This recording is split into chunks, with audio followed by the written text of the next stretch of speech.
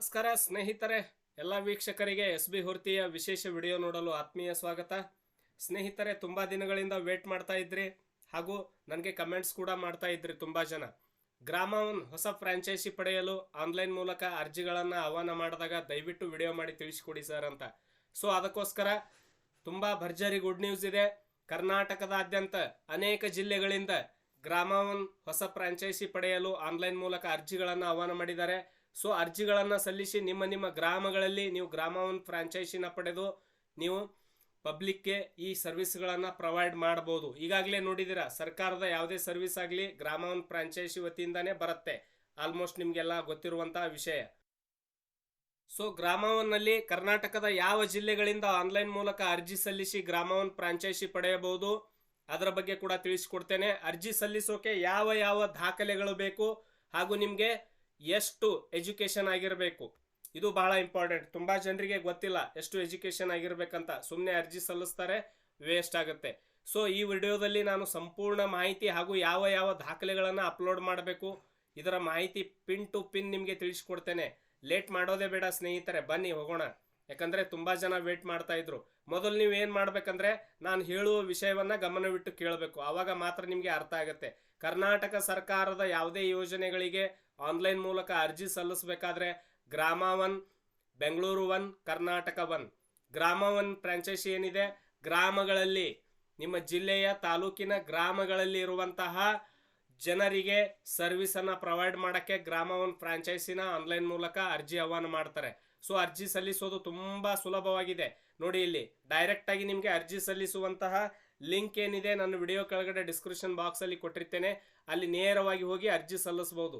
ಇದಕ್ಕಿಂತ ಮೊದಲು ಅರ್ಜಿ ಸಲ್ಲಿಸೋಕೆ ಯಾವೆಲ್ಲ ಗ್ರಾಮಗಳಿಂದ ಅರ್ಜಿಗಳನ್ನು ಆಹ್ವಾನ ಮಾಡಿದ್ದಾರೆ, ಎಲ್ಲಿ ನೋಟಿಫಿಕೇಶನ್ ಕೊಟ್ಟಿದ್ದಾರೆ ಅದನ್ನು ಕನ್ಫರ್ಮ್ ಮಾಡಿಕೊಳ್ಬೇಕು. ನೋಡಿ, ಇವಾಗ ಓಪನ್ ಮಾಡ್ತೇನೆ, ನೋಡ್ಬೋದು. ಹೊಸ ಅರ್ಜಿ ಸ್ವೀಕರಿಸಲು ಗ್ರಾಮ ಒನ್ ಪೋರ್ಟಲ್ ತೆರೆಯಲಾಗಿದೆ. ನವೆಂಬರ್ 1ರಿಂದ 15 ನವೆಂಬರ್ವರೆಗೆ ಅರ್ಜಿ ಸಲ್ಲಿಸೋಕೆ ಕಾಲಾವಕಾಶ ಕೊಟ್ಟಿದ್ದಾರೆ. ಸೊ ಅರ್ಜಿಗಳನ್ನು ಎಲ್ಲಿ ಹೇಗೆ ಸಲ್ಲಿಸಬೇಕಂತ ನಾನು ಲೈವ್ ಪ್ರೂಫ್ ತೋರಿಸ್ಕೊಡ್ತೇನೆ. ನನ್ನ ವಿಡಿಯೋ ಕೆಳಗಡೆ ಡಿಸ್ಕ್ರಿಪ್ಷನ್ ಬಾಕ್ಸಲ್ಲಿ ಒಂದು ಲಿಂಕ್ ಕೊಟ್ಟಿದ್ದೇನೆ, ಇದರ ಆ ಲಿಂಕ್ ಓಪನ್ ಮಾಡ್ಕೊಳ್ಳಿ.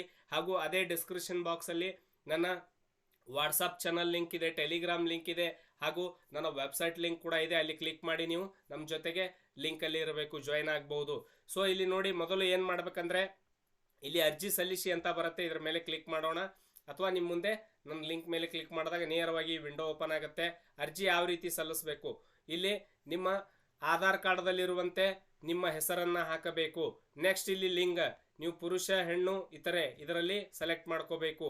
ನೆಕ್ಸ್ಟ್ ಇಲ್ಲಿ ನಿಮ್ಮ ಡೇಟ್ ಆಫ್ ಬರ್ತ್ ಆಧಾರ್ ಕಾರ್ಡ್ದಲ್ಲಿ ಇರೋ ಥರ. ನೆಕ್ಸ್ಟ್ ನಿಮ್ಮ ಮೊಬೈಲ್ ನಂಬರ್ ಆಧಾರ್ ಕಾರ್ಡ್ಗೆ ಲಿಂಕ್ ಇರೋದು. ನೆಕ್ಸ್ಟ್ ನಿಮ್ಮ ಇಮೇಲ್ ಐ ಡಿ. ನೆಕ್ಸ್ಟ್ ನಿಮ್ಮ ಅರ್ಹತೆ ನೋಡಿ, PUC ಪದವಿ, ಸ್ನಾತಕೋತ್ತರ ಪದವಿ, ಈ 3 ಅರ್ಹತೆಗಳನ್ನು ನೀವು ಹೊಂದಿರಬೇಕು, ಯಾವುದಾದ್ರೂ ಒಂದು. PUC ಪದವಿ, ಸ್ನಾತಕೋತ್ತರ ಪದವಿ. ಸೊ ಇದಾದ್ಮೇಲೆ ಏನು ಮಾಡ್ಬೇಕಂದ್ರೆ ಇಲ್ಲಿ ಯಾವ ಜಿಲ್ಲೆಗಳಿಗೆ ಅರ್ಜಿ ಆಹ್ವಾನ ಮಾಡಿದ್ದಾರೆ ಅಂತ ಕೂಡ ನಾನು ತಿಳಿಸ್ಕೊಡ್ತೇನೆ ನಿಮಗೆ. ಯಾವ ಜಿಲ್ಲೆಯಲ್ಲಿ ಗ್ರಾಮಗಳು ಕೂಡ ಬರ್ತವೆ.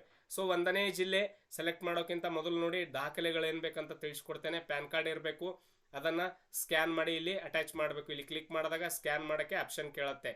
ನೆಕ್ಸ್ಟ್ ನೋಡಿ, ಇಲ್ಲಿ ಆಧಾರ್ ಕಾರ್ಡ್ ಇರಬೇಕು, ಇಲ್ಲಿ ಕ್ಲಿಕ್ ಮಾಡಿದಾಗ ಅಟ್ಯಾಚ್ ಆಗುತ್ತೆ. ಇದು JPGಯಲ್ಲಿ ಇರಬೇಕು, PNG ಅಥವಾ JPG. ಬ್ಯಾಂಕ್ ಚೆಕ್ ಬುಕ್ ಅಥವಾ ನಿಮ್ಮ ಪಾಸ್ಬುಕ್ನ ಕಾಪಿ ಇರಬೇಕು, ಜೆರಾಕ್ಸು. ಬ್ಯಾಂಕ್ ಚೆಕ್ ಬುಕ್ ಅಂದರೆ ಡೈರೆಕ್ಟಾಗಿ ಚೆಕ್ಕನ್ನು ಸ್ಕ್ಯಾನ್ ಮಾಡಿಬಿಡಿ, ಅದರಲ್ಲಿ 2 ಅಡ್ಡಲಾಗಿ ಪೆನ್ಸಿಲಿಂದ ಮಾರ್ಕನ್ನು ಹಾಕಿ ಕ್ಯಾನ್ಸಲ್ಡ್ ಚೆಕ್ ಅಂತ ಹೇಳಿ ಅದನ್ನು ಸ್ಕ್ಯಾನ್ ಮಾಡಿ ಹಾಕಿ, ಅಥವಾ ನಿಮ್ಮ ಪಾಸ್ಬುಕ್ಕನ್ನು ಸ್ಕ್ಯಾನ್ ಮಾಡಿ ಹಾಕಿ. ಹಾಗೂ ನಿಮ್ಮ ಅಂಗಡಿಯ ಒಳ ಅಥವಾ ಹೊರಗಿನ ಚಿತ್ರ, ನಿಮ್ಮ ಅಂಗಡಿಯ ಫೋಟೋ ಹೊರಗಿನಿಂದ ಅಥವಾ ಒಳಗಿನಿಂದ ಒಂದು ಅಂಗಡಿಯ ಫೋಟೋನ ಅಟ್ಯಾಚ್ ಮಾಡಿ. ಹಾಗೂ ಉನ್ನತ ಶಿಕ್ಷಣ ಪ್ರಮಾಣ ಪತ್ರ, ನೀವು PUC ಪಾಸ್ ಆಗಿದ್ದರೆ PUC ಡಾಕ್ಯುಮೆಂಟ್ ಸ್ಕ್ಯಾನ್ ಮಾಡಿ ಅಪ್ಲೋಡ್ ಮಾಡಿ, ಅಥವಾ ನೀವು ಡಿಗ್ರಿ ಆಗಿದ್ದರೆ ಡಿಗ್ರಿ ಅಪ್ಲೋಡ್ ಮಾಡಿ, ಅಥವಾ ಯಾವ ಎಜುಕೇಷನ್ ಆಗಿದೆ ಅದರ ಒಂದು ಕಾಪಿನ ಅಟ್ಯಾಚ್ ಮಾಡಬೇಕು. ಕಾಪಿ ಸೈಜ್ ಏನಿರಬೇಕಂದ್ರೆ 250 KB ಕಡಿಮೆ ಇರಬೇಕು. 250 KB ನಿಮ್ಮ ಒಂದು ಡಾಕ್ಯುಮೆಂಟ್ ಸೈಜ್ ಕಡಿಮೆ ಇರಬೇಕು. ಸೊ ಇಲ್ಲಿ ಏನು ಮಾಡ್ಬೇಕಂದ್ರೆ ಯಾವ ಜಿಲ್ಲೆಗಳಂತ ತಿಳಿಸ್ಕೊಡ್ತೇನೆ ನೋಡಿ. ಬಳ್ಳಾರಿ ಜಿಲ್ಲೆ, ಚಾಮರಾಜನಗರ ಜಿಲ್ಲೆ, ಚಿಕ್ಕಮಗಳೂರು ಜಿಲ್ಲೆ, ದಕ್ಷಿಣ ಕನ್ನಡ ಜಿಲ್ಲೆ, ಹಾಸನ ಜಿಲ್ಲೆ, ಕೊಡಗು ಜಿಲ್ಲೆ, ಉಡುಪಿ ಜಿಲ್ಲೆ, ವಿಜಯನಗರ ಜಿಲ್ಲೆ, ಯಾದಗಿರಿ ಜಿಲ್ಲೆ, ಇಷ್ಟು ಜಿಲ್ಲೆಗಳಿಂದ ಆನ್ಲೈನಲ್ಲಿ ಅರ್ಜಿ ಆಹ್ವಾನ ಮಾಡಿದ್ದಾರೆ. ಬಳ್ಳಾರಿ ಜಿಲ್ಲೆ, ಚಾಮರಾಜನಗರ, ಚಿಕ್ಕಮಗಳೂರು, ದಕ್ಷಿಣ ಕನ್ನಡ, ಹಾಸನ, ಕೊಡಗು, ಉಡುಪಿ, ವಿಜಯನಗರ, ಯಾದಗಿರಿ. ಸೊ ಇದರಲ್ಲಿ ಯಾವುದಾದ್ರೂ ಒಂದು ಜಿಲ್ಲೆನ ಸೆಲೆಕ್ಟ್ ಮಾಡಿ. ಎಕ್ಸಾಂಪಲ್ ಬಳ್ಳಾರಿ ಸೆಲೆಕ್ಟ್ ಮಾಡಿದಾಗ ಬಳ್ಳಾರಿ ಜಿಲ್ಲೆಯಲ್ಲಿರುವಂಥ ತಾಲೂಕುಗಳು ಬರುತ್ತೆ. ಆ ತಾಲೂಕಿನಲ್ಲಿ ಯಾವುದಾದ್ರೂ ಒಂದು ತಾಲೂಕು ಸೆಲೆಕ್ಟ್ ಮಾಡಿದಾಗ ಆ ತಾಲೂಕಿನಲ್ಲಿ ಇರುವಂಥ ಗ್ರಾಮದ ಹೆಸರು ಬರುತ್ತೆ. ಮತ್ತೆ ಇಲ್ಲಿ ತಾಲೂಕು ಚೇಂಜ್ ಮಾಡಿ ನೋಡಿ ನಿಮ್ಮ ಗ್ರಾಮ ಇದೆ ಇಲ್ಲ ಅಂತ ಗೊತ್ತಾಗುತ್ತೆ, ಇಲ್ಲಿ ಈ ಗ್ರಾಮ ಬರುತ್ತೆ. ಸೊ ಇದೇ ರೀತಿಯಾಗಿ ಇಲ್ಲಿ ಯಾವ ತಾಲೂಕಿನಲ್ಲಿ ಯಾವ ಗ್ರಾಮದಲ್ಲಿ ಗ್ರಾಮವನ್ನು ಫ್ರಾಂಚೈಸಿ ಬೇಕಾಗಿದೆ ಅದರ ಮಾಹಿತಿ ಇಲ್ಲಿ ಓಪನ್ ಆಗುತ್ತೆ. ನೀವು ಅರ್ಜಿಯನ್ನು ಸಲ್ಲಿಸಿದಾಗ ನೋಡಿ ಪ್ರತಿಯೊಂದು ಮಾಹಿತಿ ನಿಮ್ಮ ಇಮೇಲ್ ಐ ಡಿಗೆ ಬರುತ್ತೆ. ಅರ್ಥ ಆಯ್ತಾ? ಪ್ರತಿಯೊಂದು ಮಾಹಿತಿ ನಿಮ್ಮ ಇಮೇಲ್ ಐ ಡಿಗೆ ಬರುತ್ತೆ. ಸೊ ಇಲ್ಲಿ ಏನು ಕೊಟ್ಟಿದ್ದಾರೆ ನೋಡಿ, ದಯವಿಟ್ಟು ನಿಮ್ಮ ಮೊಬೈಲ್ ಸಂಖ್ಯೆಯನ್ನು ನಮೂದಿಸಿ ಮತ್ತು ಇಮೇಲ್ ಐ ಡಿಯನ್ನು ಮತ್ತೊಮ್ಮೆ ಪರಿಶೀಲಿಸಿ. ಇದರಿಂದ ನಿಮ್ಮ ಲಾಗಿನ್ ಐ ಡಿ ಮತ್ತು ಪಾಸ್ವರ್ಡ್ ಪಡೆಯುವಲ್ಲಿ ನಿಮಗೆ ಯಾವುದೇ ಅನಾನುಕೂಲತೆ ಉಂಟಾಗುವುದಿಲ್ಲ ಅಂತ ಹೇಳಿದ್ದಾರೆ.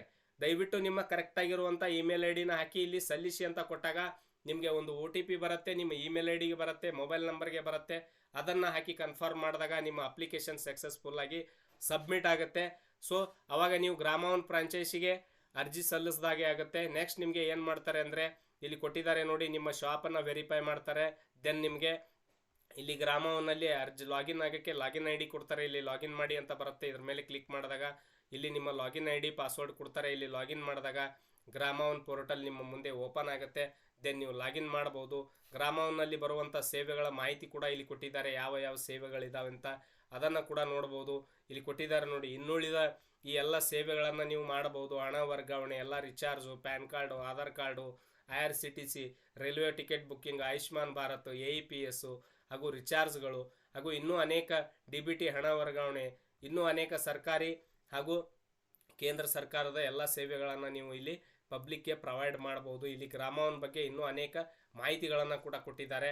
ಸೊ ಇವುಗಳನ್ನು ಕೂಡ ನೀವು ಸರಿಯಾಗಿ ಚೆಕ್ ಮಾಡಿ ನೋಡಬಹುದು. ಪ್ರತಿಯೊಂದು ಮಾಹಿತಿಯ ಲಿಂಕ್ ಏನಿದೆ ನನ್ನ ವಿಡಿಯೋ ಕೆಳಗಡೆ ಡಿಸ್ಕ್ರಿಪ್ಷನ್ ಬಾಕ್ಸಲ್ಲಿ ನಾನು ಕೊಟ್ಟಿರ್ತೇನೆ. ದಯವಿಟ್ಟು ಗಮನ ಬಿಟ್ಟು ನೋಡಿ, ಯಾಕಂದರೆ ನಿಮಗೆ ಮುಂದೆ ಬರುವಂತಹ ಎಲ್ಲ ಮಾಹಿತಿ ಬೇಕಾದರೆ ನಮ್ಮ SB ಹುರ್ತಿ ಯೂಟ್ಯೂಬ್ ಚಾನಲ್ ಜೊತೆಗೆ ನೀವು ಕಾಂಟ್ಯಾಕ್ಟಲ್ಲಿ ಇರಬೇಕಾದ್ರೆ ಈಗಲೇ ನೀವು ಬೆಲ್ ಐಕನ್ ಕ್ಲಿಕ್ ಮಾಡಿ ಹಾಗೂ ಸಬ್ಸ್ಕ್ರೈಬ್ ಮಾಡ್ಕೊಳ್ಳಿ, ಆಲ್ ನೋಟಿಫಿಕೇಷನ್ನ ಆನ್ ಮಾಡ್ಕೊಳ್ಳಿ. ಇಲ್ಲಿ ಗ್ರಾಮವನ್ ಬಗ್ಗೆ ಇನ್ನೂ ಹೆಚ್ಚಿನ ಮಾಹಿತಿ ಕೊಟ್ಟಿದ್ದಾರೆ ನಿಮಗೆ.